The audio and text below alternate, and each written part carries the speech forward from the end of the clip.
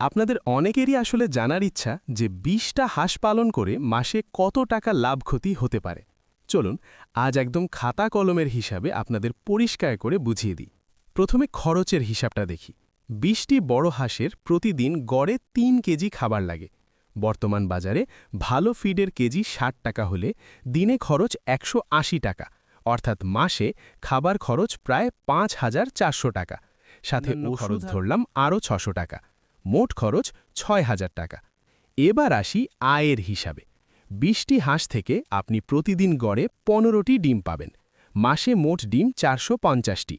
পাইকারি দরে প্রতিটি ডিম ১২ টাকা করে বিক্রি করলেও মাসে আয় ৫,৪০০ টাকা।